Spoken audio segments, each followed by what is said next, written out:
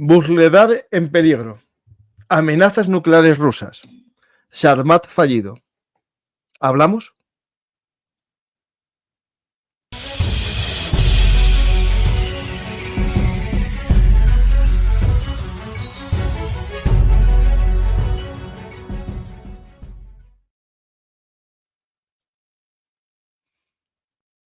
Hola a todos, esto es Velum Artis, actualidad militar y geopolítica. Hoy vamos a hablar de la guerra en Ucrania.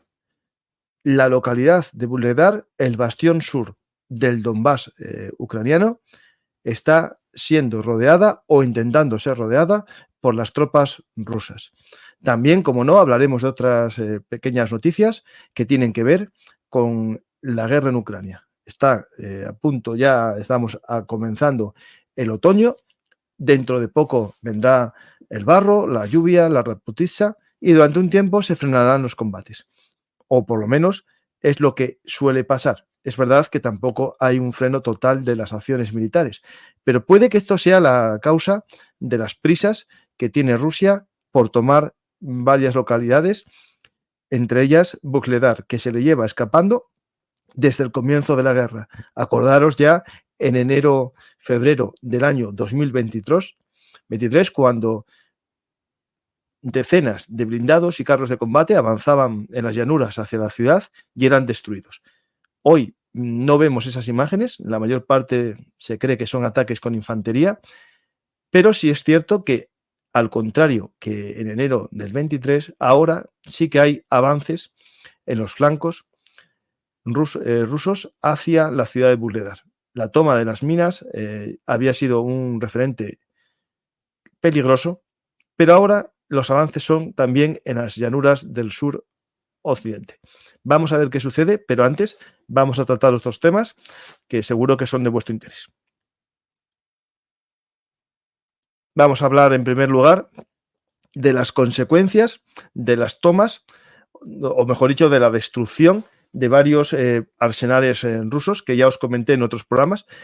Os voy a dar un dato interesante. El ataque del 18 de septiembre en Toropets, en la provincia de Tver,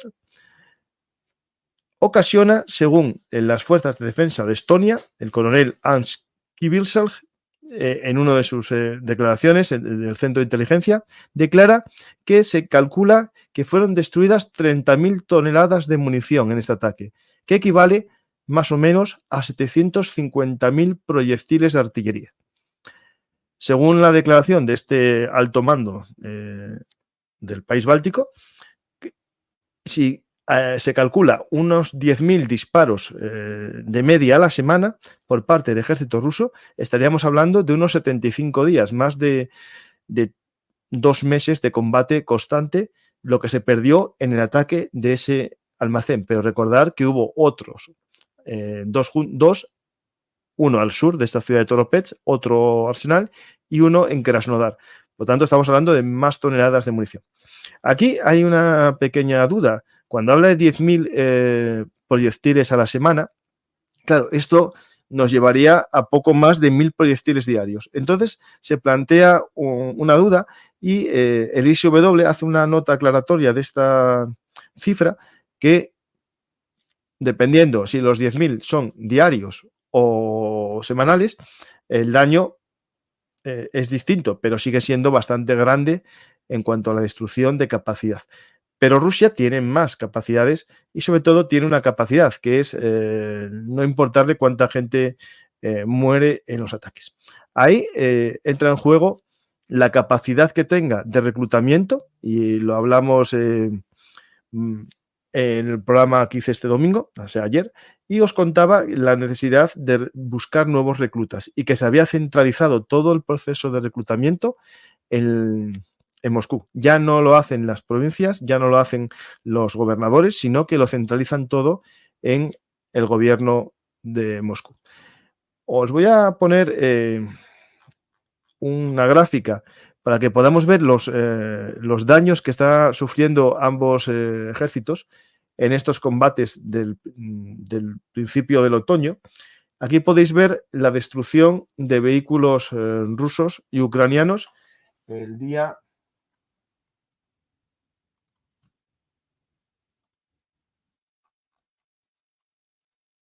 21 de septiembre. Es decir, hace 2 días podéis ver la destrucción de tanques, infantería, vehículos de infantería y también camiones. Y en el caso ucraniano también pierden tanques y APCs en menor número. Pero lo interesante es por qué Rusia perdió tantos vehículos, porque está en fase ofensiva. La realidad, la única pregunta que nos tenemos que hacer es cuánto tiempo puede aguantar. De hecho, en los canales que dan las noticias con mayor tendencia prorrusa, hablan de la posibilidad de que la India le venda 2.500 T-72, creo que eran. Y bueno, me parece, a ver qué soluciona, qué pasa por ahí, pero me parece extraño porque la India le vendió no hace mucho artillería a la República Checa para que se lo vendiese a Ucrania. Por tanto, quién sabe si esos carros de combate que van a ser dados de baja en el ejército indio no van a Rusia y si van a otro lado. Vamos a verlo, porque la India es cierto que juega entre dos mares, pero últimamente parece que se está acercando más a las aguas estadounidenses para escapar de las aguas chinas. Vamos a ver qué sucede ahí y seguimos con más noticias. Hay una noticia que tiene que ver con la amenaza, ¿no? La amenaza de el uso de armas nucleares por parte de Rusia y los propios medios de comunicación y los propios servicios de inteligencia rusos se dan cuenta de ese arma, del miedo, y el Washington Post cita a funcionarios cercanos a diplomáticos rusos de alto rango que afirman que el presidente ruso Vladimir Putin podría estar dándose cuenta de que las amenazas nucleares rusas están empezando a perder su poder sobre los funcionarios occidentales y que Putin podría estar desarrollando una respuesta informativa no especificada, más matizada y limitada, a la futura aprobación occidental de ataques de largo alcance contra Rusia. Es decir, la amenaza nuclear, que parece que funciona en Internet, no da miedo real a los altos funcionarios, por ejemplo, británicos, que aprobaron el uso de los Star Shadow o de los drones Skyline, que os iba a hablar de ellos más adelante. Pues tenemos este miedo que parece que no atemoriza a los funcionarios de los ministerios de defensa de muchos países y, por tanto, estas amenazas y tantas líneas rojas no asustan y, por tanto, hay que buscar una nueva forma de que venga el lobo, ¿no? Aquí, la primera es que incluso las armas magníficas que Rusia publicitó, entre ellas el famoso misil Sarmat, ¿no? Que iba a alcanzar cualquier objetivo antes de que tú fueses capaz de parpadear. La realidad es que no es tan digamos, efectivo o no se está, digamos, empleando de verdad porque todavía está casi en modo prueba. Esto nos lo indica un hecho, que es que un Sarmat en unas pruebas de lanzamiento fracasó y estalló en la propia plataforma de lanzamiento. Voy a ver si tenía el vídeo, mira, lo tenía, ahora ya no lo encuentro. Bueno.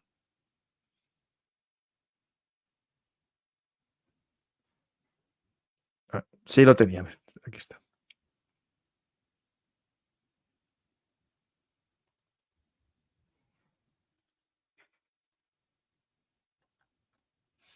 Aquí tenéis un Sarmat, un lanzamiento exitoso. Y si os fijáis en lo que es el lugar de ensayos, lo vamos a ver ahora a vista aérea. Esta es la zona de lanzamiento. Aquí tenéis el tamaño del Sarmat que implosionó, produciendo una onda expansiva que destruyó todo el lugar de pruebas de lanzamiento. Por lo tanto, durante un tiempo van a tener que buscar otro escenario para hacer las pruebas del gran misil nuclear que Rusia anunciaba que iba a destruir todo Occidente. Por desgracia, si quieren destruir Occidente con cualquier misil de arsenal soviético, va a poder destruir una ciudad El tema es que esto que la propaganda vendió a los cuatro vientos, la realidad es que no está funcionando tan efectivamente. Vamos a ver alguna imagen más de los daños producidos. Aquí tenemos el antes. Aquí tenemos el después. Podéis ver claramente cómo la onda expansiva destruye la plataforma de lanzamiento, los sistemas de comunicación, donde están los ingenieros de lanzamiento. Quedó todo totalmente destruido. Aquí podéis ver los daños también más cercanos, como quedó completamente destruido la zona de lanzamiento del Sarmat. Y lo importante es que este arma, que se anunciaba como un arma definitiva, todavía está en fase de pañales, ¿no? De hecho, China también probó un misil hace poco, muy parecido al que tiene Elon Musk, de vuelta hacia la Tierra para un siguiente uso, ¿no? De unos 19 lanzamientos, creo que fueron, solo uno tuvo éxito, pero realmente el éxito fue que fue capaz de volver a la base, pero estalló nada más tocar el suelo. Es decir, la implosión que se produce la cortan, pero se ve esa onda ya expansiva previa a la explosión. Voy a ver si encuentro el vídeo, que no lo tenía pensado mostrar. Un segundo.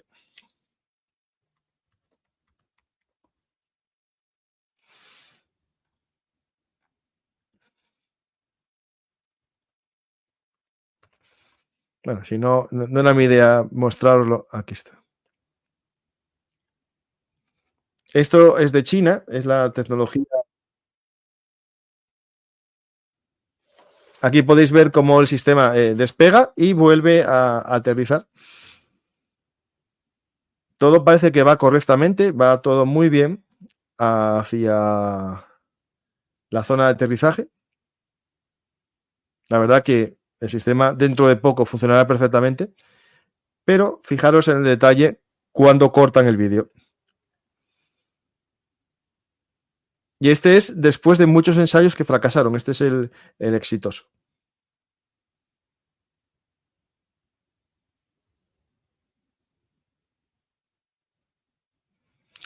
Lo podéis ver, este es el exitoso y la publicidad lo valida como un gran éxito.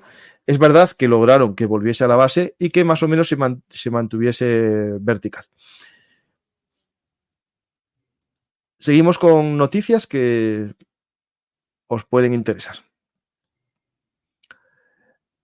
El ministro de Defensa ucraniano, Rustev Umerov, declara que la producción de drones ucranianos se va a convertir casi en una forma de asegurar su defensa en falta de medios exteriores.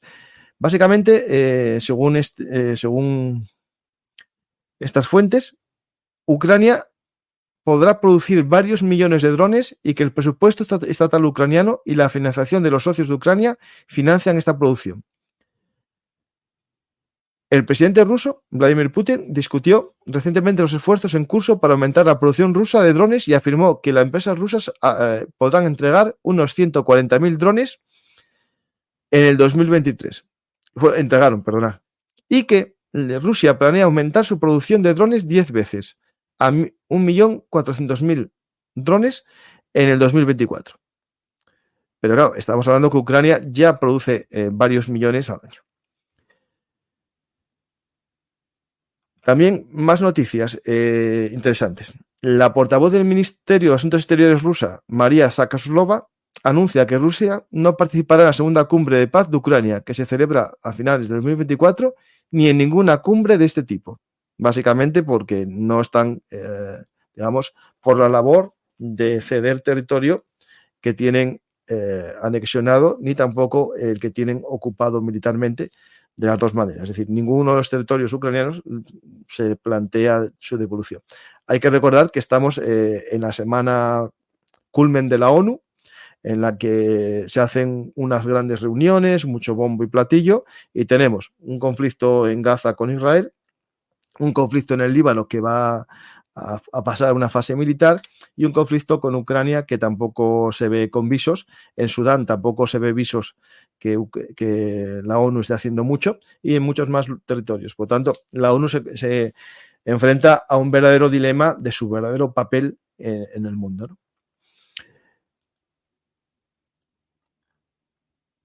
Importante, es una noticia que tiene que ver con algo que ya hablamos muchas veces aquí en Internet, que es la fuerza o el poder en la sombra, ¿no?, de Rusia, que es su capacidad, ¿no?, para transmitir su información, sus mensajes. Y Estados Unidos está muy preocupado del aumento de la plantilla de, digamos, asesores o espías o miembros del servicio de inteligencia que Rusia está enviando a la embajada que tienen en Ciudad de México, exactamente en el antiguo barrio de Marquesa. Os leo. La NBC News, citando a funcionarios estadounidenses no especificados y exoficiales de inteligencia, informa que los servicios de inteligencia rusos han estado aumentando su presencia en México durante los últimos años para espiar a Estados Unidos y mejorar la propaganda destinada a socavar a Estados Unidos y Ucrania. Según se informa, los funcionarios estadounidenses expresaron su preocupación por la adición de docenas de empleados a su personal. Y esto tiene mucho que ver también, al final, con el aumento de los canales de origen mexicano que también dan el mensaje del Kremlin. Digo que dan el mensaje del Kremlin porque literalmente van copiando casi las notas de prensa del gobierno ruso y del ejército ruso. Y de hecho se ve bastante, sé varios nombres de canales que tienen sospechas de esa conexión, ¿no? Y muchos de vosotros los conoceréis también. Pues México, recordar que también para Estados Unidos es su patio trasero, y hay un telegrama, acordaros aquel telegrama Zimmerman, que dio lugar a la entrada de Estados Unidos en la Primera Guerra Mundial. Estados Unidos no entró en la Primera Guerra Mundial por el hundimiento de barcos en el Atlántico, sino por que se filtró aquel ofrecimiento alemán a México de invadir el sur de Estados Unidos, y para Estados Unidos fue una clave de que tenía que acabar con Alemania ya. Pues vamos a ver esa guerra de propaganda contra propaganda y mucho más, en la que están millones de rublos convertidos en dólares, porque nadie quiere rublos para cobrar, para ser pagado, pero sí que funciona ese movimiento de rublos en versión euros, bizum o dólares, ¿no? Pues vamos a seguir atentos a todo esto, y ahora vamos a hablar, por desgracia, de un bastión que es Vuhledar. Digo por desgracia porque, bueno, yo no oculto mi simpatía por Ucrania, pero es cierto que Rusia está poniendo todo el fuego en el sartén y va a hacer todo lo que pueda para cocinar en las defensas ucranianas en el Donbass. ¿Cómo está metiendo gas en el fuego? Pues sacrificando a muchos de sus hombres, a muchas de sus unidades, con la esperanza de llegar a un buen resultado antes de que se estanque el frente, antes de que cambie, si cambia, el gobierno de Estados Unidos, y sobre todo antes también de que comience a perder potencial humano y sobre todo material, debido a todas las campas que está sacando material durante todo lo que va de guerra. Llegará un momento que esas campas soviéticas no son infinitas, tienen un límite. Aparte, no todo se puede reparar y muchos vehículos fueron canibalizados para sacar otros. Los cálculos hablan todos, la mayor parte de los economistas y militares que hablan de este tema en informes de distintos medios de comunicación y think tank, hablan de que hacia el primer semestre del 2025, acabando el primer semestre, empezará a notarse esas pérdidas. Por eso están tan contentos los influencers prorrusos, que hablan de los 2.500 carros indios que va a comprar Rusia. Lo que no se dan cuenta es que su gran potencia militar precisa de comprar tanques a la India. No tiene esa capacidad que decían ellos de fabricar cientos de tanques al mes, y la realidad que lo que hicieron fue sacar tanques de los almacenes, darles un cambio de chapa y pintura y para el combate. Vimos también el éxito de las motos, el éxito de los Desert Cross y el éxito de los avances de infantería a quemarropa. Todo esto está logrando, y no hay duda ninguna, avances en la zona del Donbass. No es negable, esto es cierto. El tema es cuánto aguantarán unos y otros esta carnicería constante, ¿no? Vamos a ver un poco el mapa y vemos qué está sucediendo. Bueno, en la zona norte la situación está más o menos estabilizada, y es cierto que Ucrania todavía mantiene esa nueva cabeza de playa en el centro de la zona de la bolsa, digamos, bolsa ahora entre comillas, del río Sein. ¿Por qué? Porque los rusos lograron abrirla, lograron tomar esta zona de Snagos, ¿vale? Es cierto que el hecho de que Rusia centrase sus fuerzas en Kursk hace que pierda poder o pierda fuerzas en la zona de Kharkiv, en la zona de Vovchansk. Ya, aunque en este mapa podéis apreciar que todavía hay zonas de combate, la mayor parte de los mapas en la zona de Vovchansk ya plantean el escenario de que la fábrica de agregados, y especialmente esta zona de edificios altos de la ciudadela, ya está en manos ucranianas o en zona de nadie. Por lo tanto, Rusia ha perdido casi todo el control de la zona norte de la ciudad. Podéis ver distintos mapas y en todos más o menos tienen esta...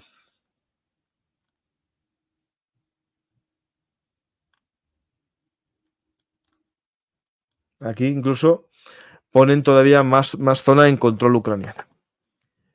En otras zonas, la situación pinta distinto para Ucrania.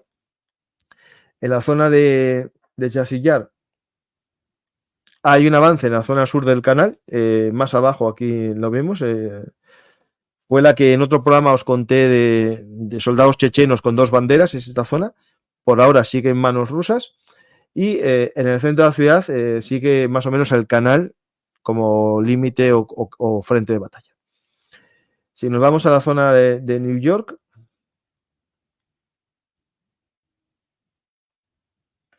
la zona norte de New York sigue en manos rusas, ucranianas, perdona, pero en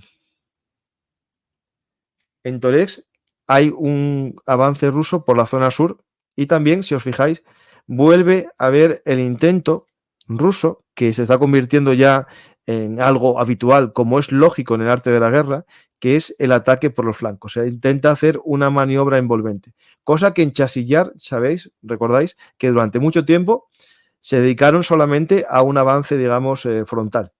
Ahora ya hay ese intento, ¿no?, de intentar girar y flanquear la ciudad. Por aquí tenéis un flanco, por aquí otro y otro en el norte. Yo tenía...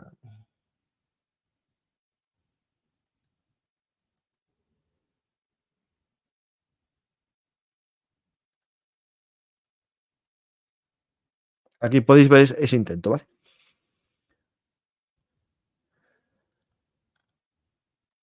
Nos vamos a la zona también de Pokrovsk.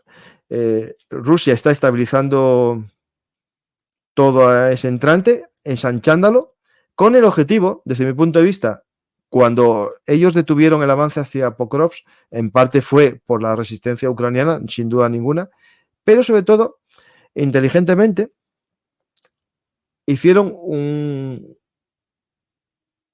una medida logística importante. Esta línea que marco aquí, roja, es la línea de ferrocarril que sirvió inicialmente de avance ruso. El avance ruso fue por aquí, por Cheretine, y se fue desplazando en esta forma, más o menos, por aquí, ¿no? ¿Qué sucede? Que esta vía que tenéis, que os comentaba, de ferrocarril tiene justo al lado de ella una pista de tierra que en verano servía para funciones logísticas perfectamente. Pero ahora que llega la Rasputisia, que llega el invierno, antes de que se congele, el barro va a impedir el uso de esa pista. Y lo que va a emplear es, yo creo que lo que inteligentemente Rusia hizo fue tomar el control de la M30 C05, esta carretera, para tener una verdadera línea de abastecimiento. Aparte, por otro lado, ensanchando esto, impide que el fuego artillero ucraniano alcance directamente las vías de logística. ¿Vale? Por tanto, inteligentemente hace muy bien en ensanchar la penetración. Os voy a mostrar también aquí en el...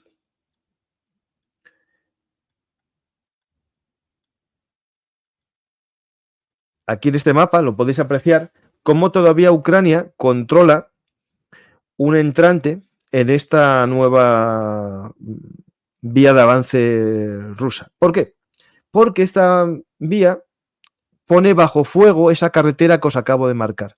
La gente hablaba de que tenían que salir rápidamente, eran solo campos baldíos, pero la realidad es que esto es muy importante porque somete a fuego la carretera que os acabo de comentar. Por eso Ucrania no sale de ahí. Si saliese e hiciese lo que muchos lo que muchos consideran sería hacer esto y ya dejaría libre la carretera para el avance ruso. Por lo tanto, tenemos eso ahí y hay que estar atentos, ¿vale? Atentos a si cae esto o no. También es cierto que los soldados ucranianos, cuando vean pocas posibilidades de defender la salida, saldrán. No hubo muchos casos de embolsamientos grandes en esta guerra en ninguno de los dos bandos. ¿Por qué? Porque ninguno de los dos bandos tiene una gran movilidad y todo lo que se mueve es visionado por los drones y destruido casi antes de que se estructure una respuesta. Mira, tengo un vídeo reciente de Konstantinivka.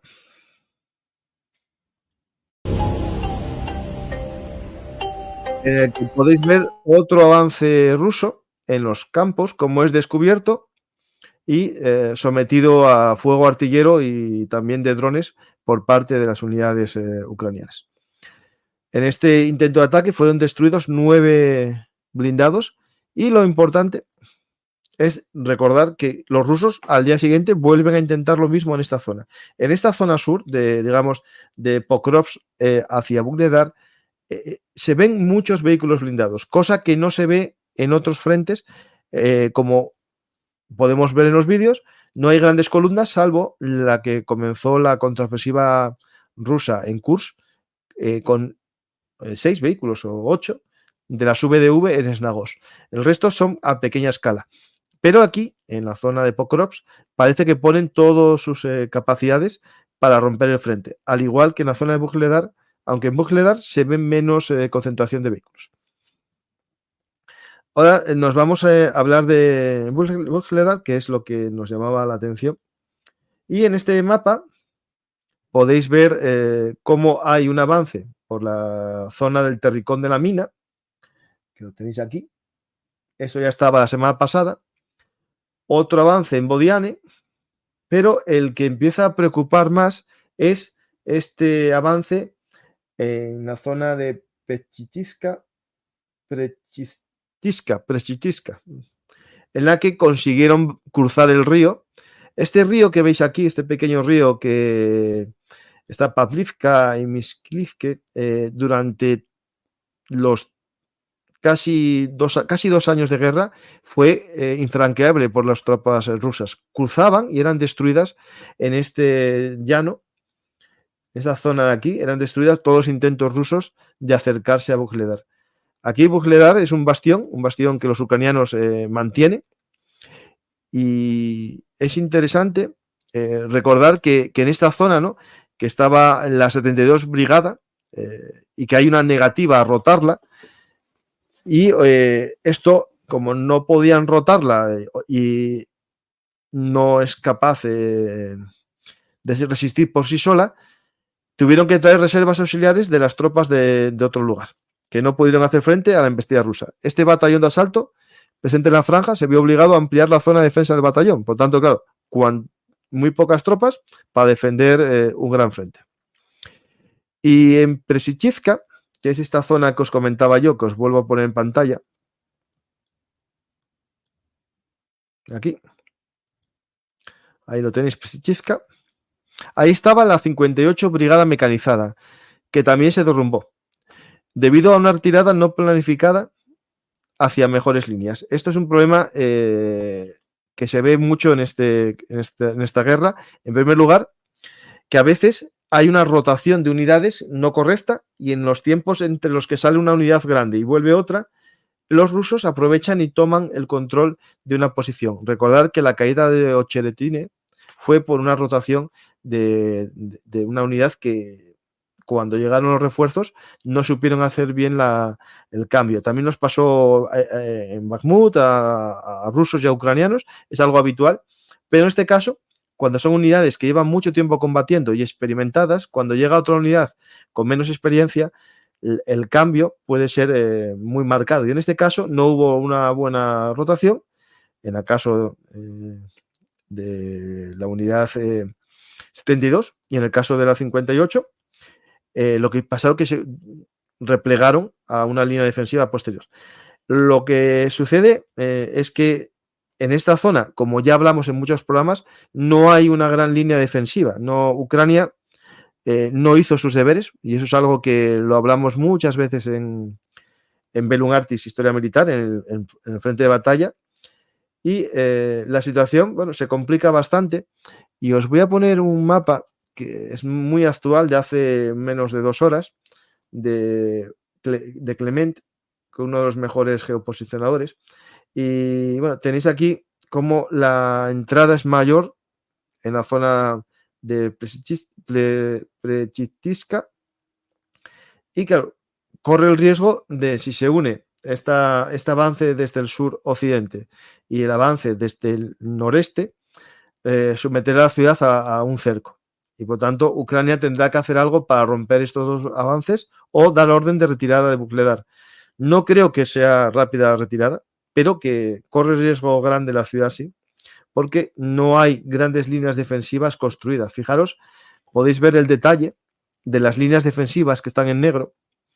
Aquí tenéis una línea defensiva que está justo ahí en el límite de los combates, pero no hay más líneas defensivas en la retaguardia de Vuhledar, y por tanto, si flanquean la posición, la verdad que la ciudad se ve sometida fácilmente a una toma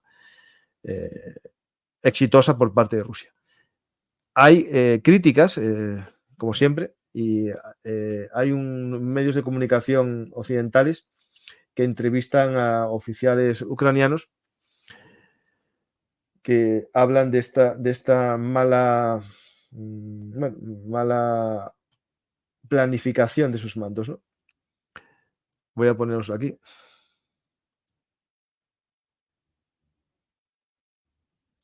Hay aquí un Twitter.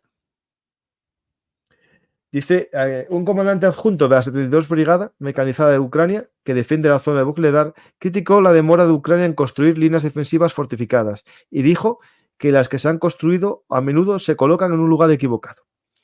Aquí es un poco su entrevista, ¿no? ¿Dónde están nuestras fortificaciones? Preguntó el comandante. No hay una verdadera línea defensiva. En febrero, cuando los rusos lo intentaron por primera vez, y tomaron el pueblo de Azizka.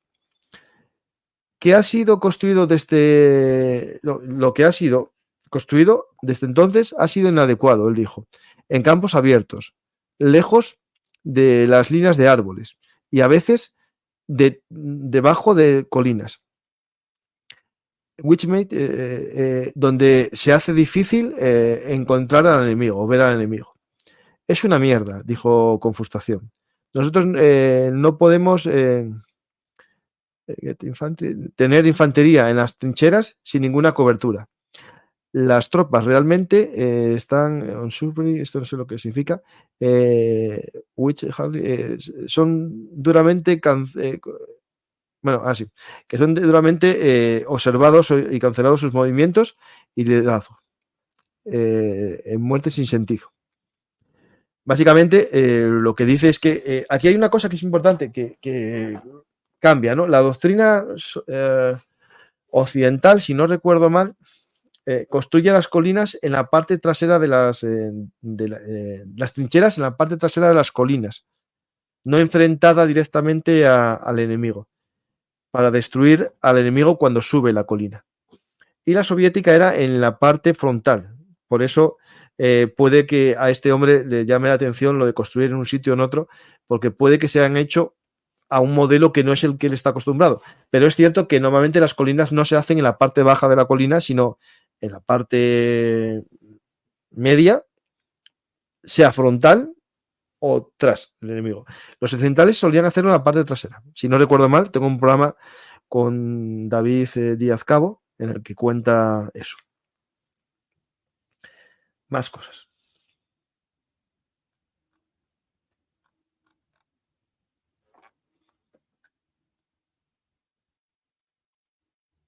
Uy, espera un segundo, ¿eh?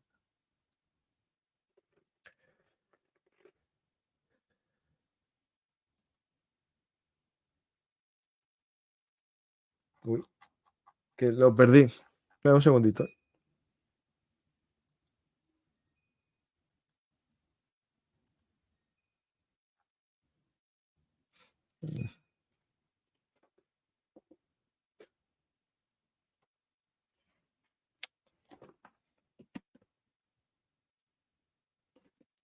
Uy.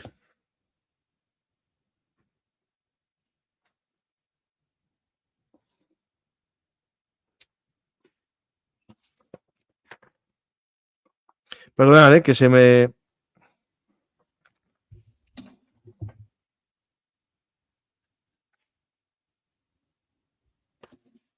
Uy.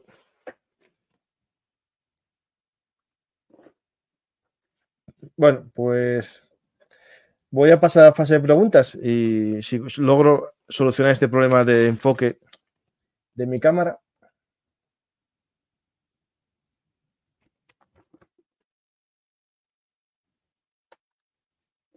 Bueno, ya estamos. No. Bueno, vamos a caja de preguntas y vamos.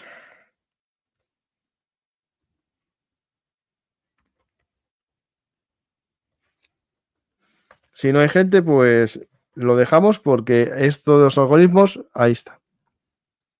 Vale. Twitch, preguntas por ahí.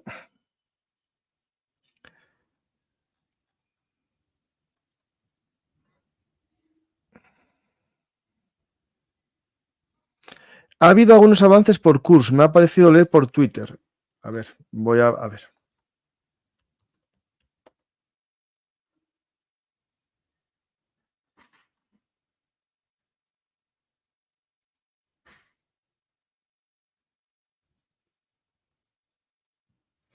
Si fuera así la mayor victoria rusa de toda semana. Bueno, sí, de toda semana, sí.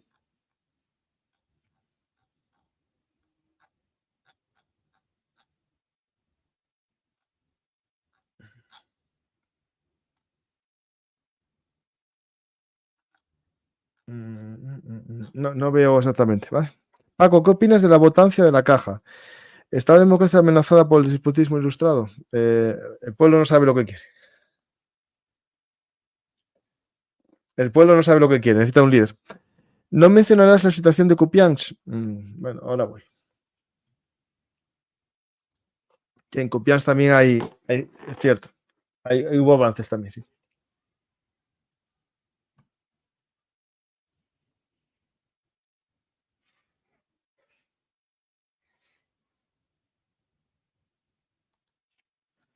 ¿Qué pasó aquí?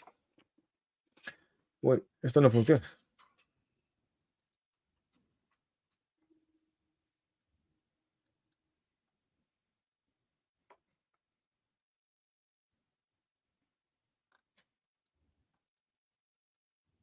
En Kupiansk, espera, yo no veo cambios. Espera un segundito, ¿eh?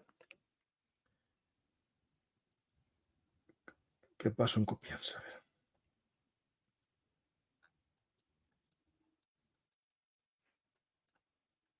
Yo en Kupiansk, los mapas que yo tengo no dicen nada de Kupiansk.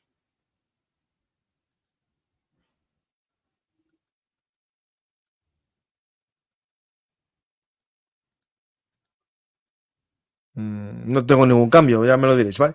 Si hay algún cambio. Pregunta, Rusia lleva 3 años en Ucrania. ¿Crees que Rusia pierde, puede ser otro Afganistán y China, Irán? A ver, el tema que para Rusia en sí ya es un Afganistán esto, es decir, su economía está maltrecha, lo que iba a ser una operación especial que iba a ser rápida, se está convirtiendo en un desastre económico, también humano, es decir, queráis o no queráis reconocerlo, miles de rusos van a sobrevivir a esta guerra con invalidez, con problemas psicológicos, alcoholismo, drogadicción, al igual que Ucrania.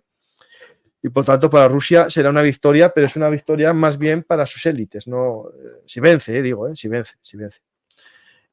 No para el pueblo ruso. Es decir, yo no creo que el pueblo ruso vea cambiada su forma de vida de forma drástica por la victoria en Ucrania. No lo veo. O sea, no sé a una persona humilde de cualquier ciudad rusa que viva mejor porque esta guerra haya captado más fondos, ¿no?, para su país. Algo importante, es verdad, sí, que se me olvidó mostraros antes.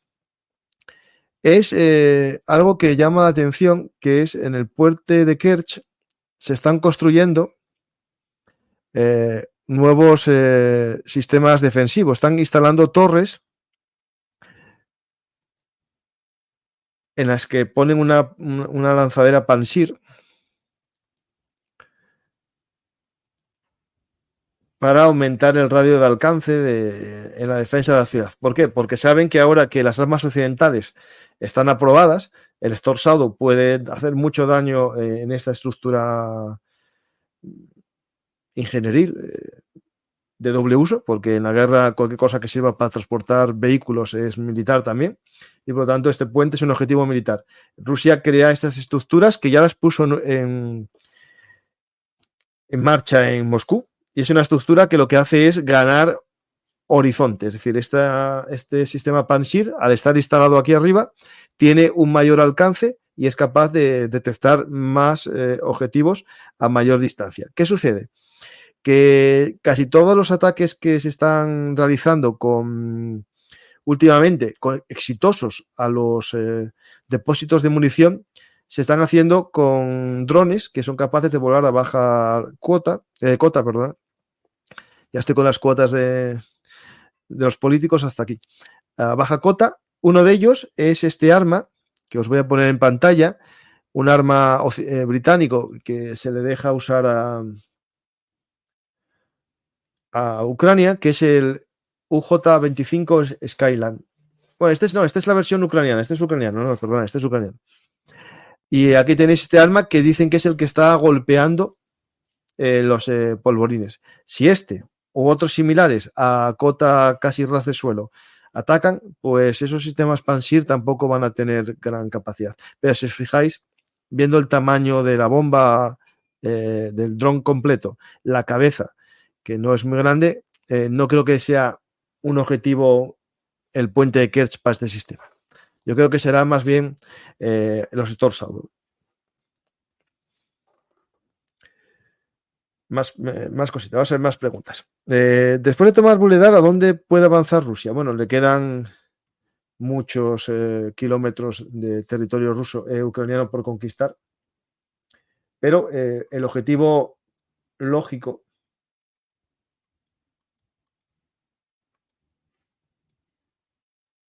desde mi punto de vista es todo el objetivo sería Kurahove, atacar Kurahove desde el sur. Vais a verlo más fácil. Bueno, no me funciona. Aquí está Vuhledar. Vuhledar es el bastión que impide un cierre completo de Kurahove. Si os fijáis, las líneas, si me funcionase este mapa, a ver, este si me funciona. Este es lo malo que no está muy actualizado. Pero si os fijáis, los avances en esta zona fueron muy pequeños. La línea negra marca lo que era territorio controlado por las milicias de Donetsk antes del comienzo de la guerra y el avance en esta zona es muy pequeño. de Kurahove casi llegaron ahora a un poco más de 2/3 partes de la distancia inicial. ¿Por qué? Porque eso está muy bien defendido. Si Vuhledar cae, el flanco se va a atacar no en la dirección de las defensas, sino de forma oblicua. Por lo tanto, es más fácil el avance por parte de Rusia. Por lo tanto, yo creo que el objetivo sería Kurahove también. Todo es Kurahove, que es la salida, digamos, de la carretera principal que comunicaría el Donetsk con el resto del territorio del rayón que le pertenece teóricamente y es la causa teórica de la guerra, ¿no? Que hasta aquí vuelva a ser territorio controlado por Rusia. Pero bueno, la realidad es que sabéis que quieren también esto, es decir, quieren mucho más y el objetivo a día de hoy ya es una anexión de lo máximo posible del territorio ucraniano. Vamos a ver más preguntas y opinión. Con los de Rusia, todos los países se están industrializando a tope. ¿Crees que habrá una guerra abierta contra Rusia? ¿Países bálticos se arman? Bueno, yo espero que no por las armas nucleares. La realidad es que esta guerra marca la importancia de tener armas nucleares como arma disuasoria. Con una puedes hacer lo que quieras, pegar a tus vecinos y no te pasa nada. Comentan que una brigada aerotransportada ucraniana había abierto una nueva vía de avance en Kursk. ¿Sabes algo? Pues no, a ver, pero espera, es que esto va tan rápido. Va tan rápido esto que no te digo yo que no. En estos mapas que yo tengo, no. Si alguien tiene una noticia, a ver si está mi amigo José María por aquí y me manda algo de ese avance.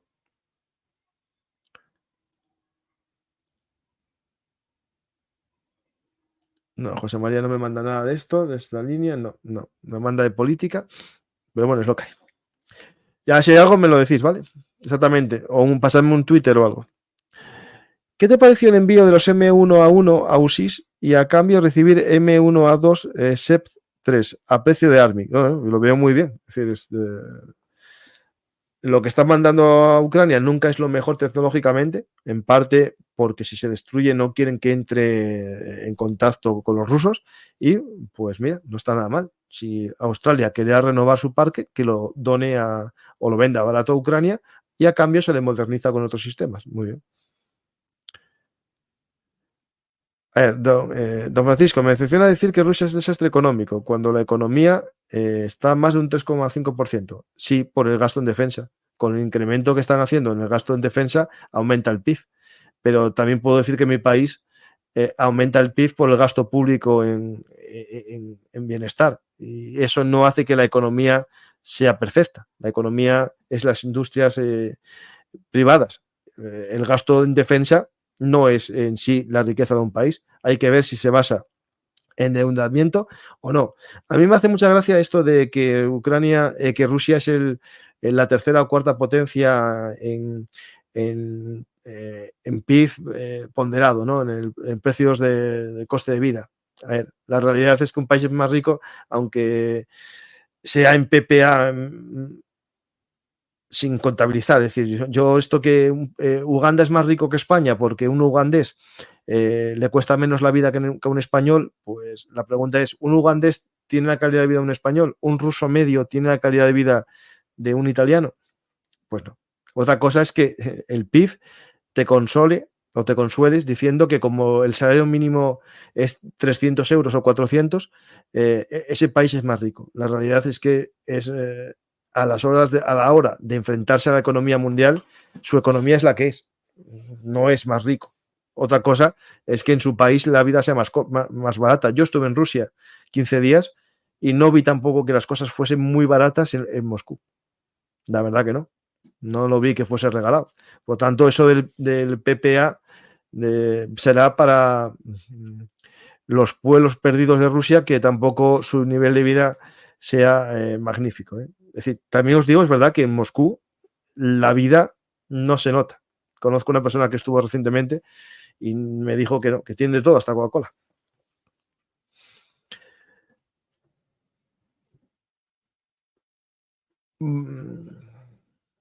¿Qué te parece? Que si la India vende los tanques a Rusia, ¿puede tener vetos sobre los Rafael? Sí, seguro. ¿Y los submarinos alemanes? Seguro. Y Estados Unidos le estaba vendiendo Predators, por lo tanto, no sé, me parece que no. ¿Qué pasaría si Rusia le enviase misiles a los hutíes? Pues a Israel no le sentaría nada bien. Pregunta, ¿Putin se equivoca en ligar las materias primas en la economía? Incluso ahora Australia se está poniendo como potencia. A ver. Rusia basó su economía en la extracción de bienes para la exportación y tiene una razón muy lógica, que es que los oligarcas ese tipo de consumo les interesaba porque el dinero no regresaba a Rusia, se quedaba muchas veces en los países a los que vendía. Es decir, casi todos ellos, sus mayores fortunas estaban residentes en el exterior. ¿Y por qué? Porque la economía de exportación de materias primas lo permite. Tú vendes un producto y en vez de pagártelo en tu país, te lo pagan en lugar de recepción. La economía rusa se basó en exportaciones. Compraba la maquinaria minera, compraba los coches. No hay una industria automovilística rusa. Que no me digáis los Tata, porque los Tata tenían un acuerdo con Renault. Ahora que no se compran productos europeos, es cierto que se compran productos, pero chinos, no de industria nacional. Entonces, Rusia se basó en la exportación de materias primas y energía. Está muy bien, pero un país potencia fabrica. Y China fabrica. No es solamente un exportador. De hecho, ya no exporta casi materias primas. De hecho, penaliza a sus empresas que exportan materias primas sin elaboración. Les pone aranceles, cosa a los que venden ya elaborados no. Hola Francisco, esta guerra es muy similar a la Primera Guerra Mundial. ¿Realmente hay posibilidades de con estrategia de variar operaciones encadenadas logre una victoria? No, esta guerra sí que es una guerra muy de desgaste, salvo que logres espacios en los que la movilidad es posible. Por ejemplo, en todo el mapa, en la zona de contacto, que es lo que, digamos, Rusia controla de territorio ucraniano, es imposible la movilidad. Pero en la zona del Dnieper o en la zona de Kursk, Belgorod o Briansk, es más fácil la movilidad. Y de hecho es lo que intentó Ucrania con el ataque de Kursk. Y de hecho lo va a intentar hacer. Ojalá sea cierta esa noticia de una nueva columna, porque al final es interesante más movilidad, ¿no? Paco, ¿no te hiciste una foto junto a la Lubyanka? Sí, tengo una foto junto a la Lubyanka, porque mi hotel estaba al lado. ¿O pasaste por si te invitaban a entrar para hacerlo? No, no, no, no, no. Eso es lo que me va a impedir volver a Rusia durante toda mi vida, el hecho de que acabe en la Lubyanka.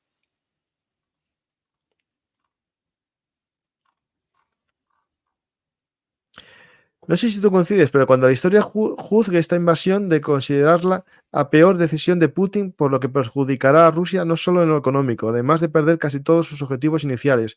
Revitalizó la OTAN, cierto, la OTAN se planteaba para qué servía si Rusia era amiga. De hecho, ganó dos socios neutrales por excelencia, que eran Finlandia, neutral completo, y Suecia.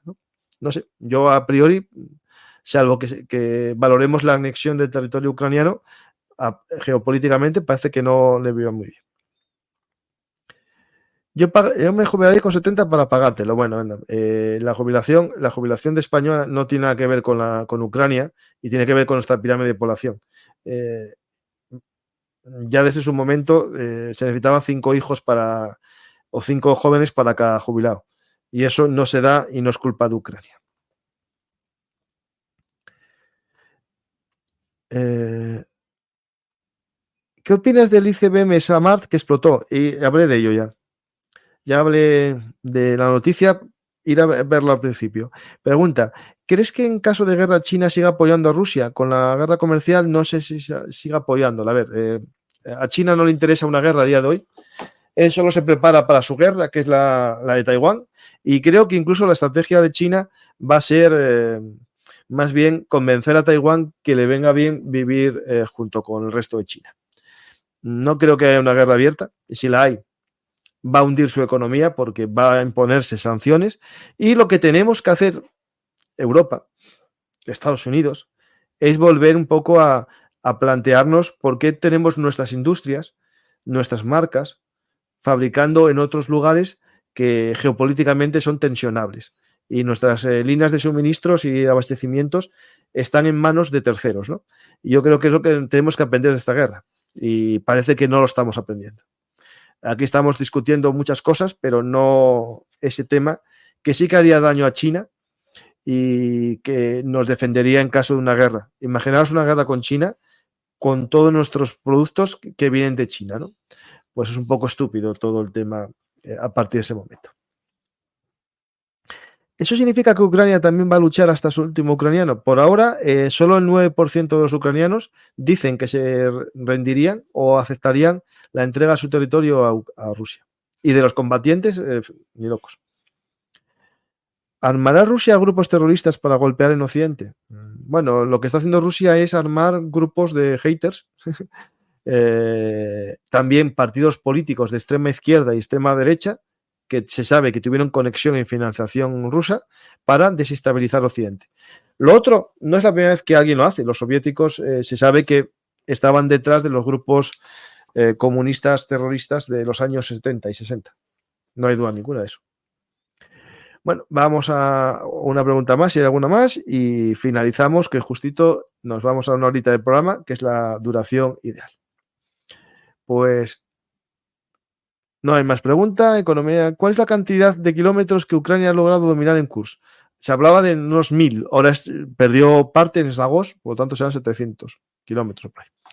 Pues muchas gracias a todos, espero que os haya gustado este programa y si es así, ya sabéis, dar a me gusta, dejar un comentario y compartir en vuestras redes sociales, que vuestros comentarios ayudan al canal. Gracias a todos y hasta la próxima oportunidad.